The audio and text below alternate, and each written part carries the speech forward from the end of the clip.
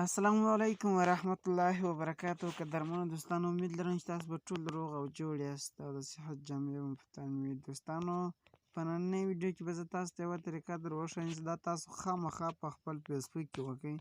او دوستانو، نن سبا په سوشل میډیا کې بیا د موبایل کې در ټولو ډېر استعمال چې دی هغه د فیسبوک اپ دی. نو بیخي ډېر کسان یې هم استعمالوي او د هغه د تاوانو څخه نه دي خبر چې دا زموږ سترګو ته څومره زیات تاوان کوي.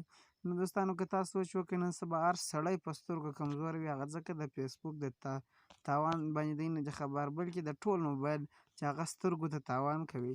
نو دوستانو، نن زه تاسو ته په فیسبوک کې یوه طریقه در ښیم، دا تاسو خامخا وکړئ.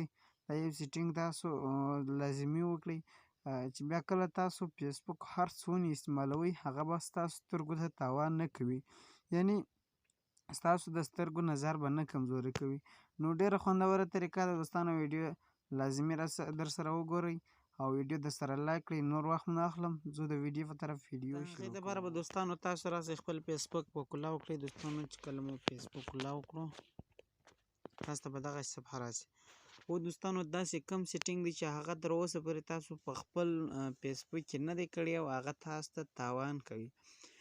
نن سبا در ټولو اپونو، یعنې در ټوله سوشل میډیا چې دی هغه فیسبوک ډېر زیات استعمالوي، یعنې بیخي ډېر زیات مخلوق یې استعمالوي. نو دوستانو، اوس دغه فیسبوک موږ استعمالوو، د دې د تاوانه موږ ولې نه خبر؟ د دې دغه تاوان دی چې د دې فیسبوک رنګ چې دی تک سپین دی او موږ یې ډېر استعمالوو. نو په دې کې زه تاسو ته یو سیټینګ در ښیم، دا تاسو وکړئ. چې کله هم دا سیټینګ وکړو نو بیا به ستاسو د فیسبوک دغه بیکګراوند دا رنګ چې دی هغه تک تور شي.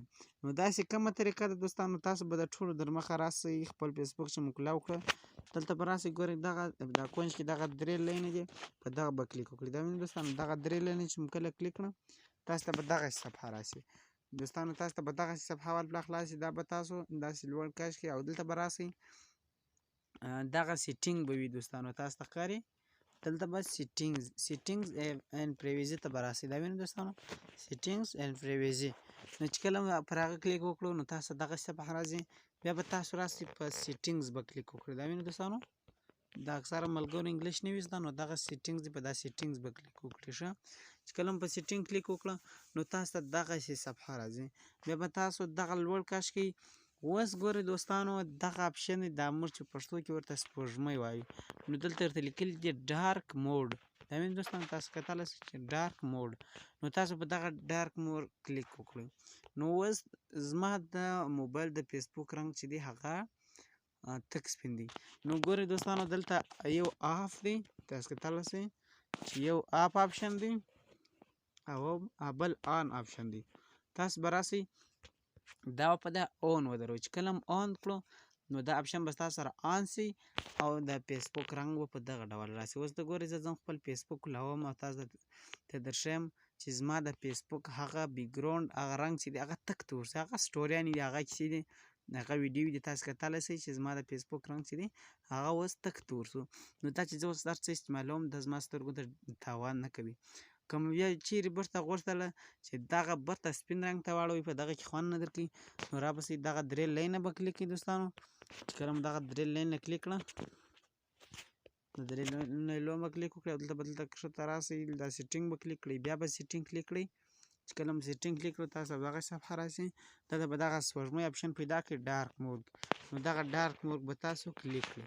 چې کله هم دا کلیک کړه بس دا به ستاسو سره پر اخري اپشن ولاړ وي، دا به آف کړئ یا به پر اخري برته پسې کلیک کړئ. نو دوستانو، دغه سیټینګ تاسو خامخا په خپل فیسبوک کې وکړئ چې بیا ستاسو سترګو ته تاوان نه کوي. نو دوستانو، که مو ویډیو خوښ شوي ویډیو د سره لایک کړئ او د ملګرو سره شیر کړئ. که په چینل کې نوي یاست، چینل مو نوي سبسکرایب کړئ، نو چینل در سره سبسکرایب کړئ، ځکه چې تاسو بیا زموږ سره په دغه چینل کې ملګري شئ. دا چې کومه د کار ویډیو او خوندوره ویډیو موږ اپلوډ کړو به د ټولو در مخ ته تاسو پورې دررسېږي. نو د بل ویډیو پورې د خپل ځان زیات خیال ساتئ. وسلام.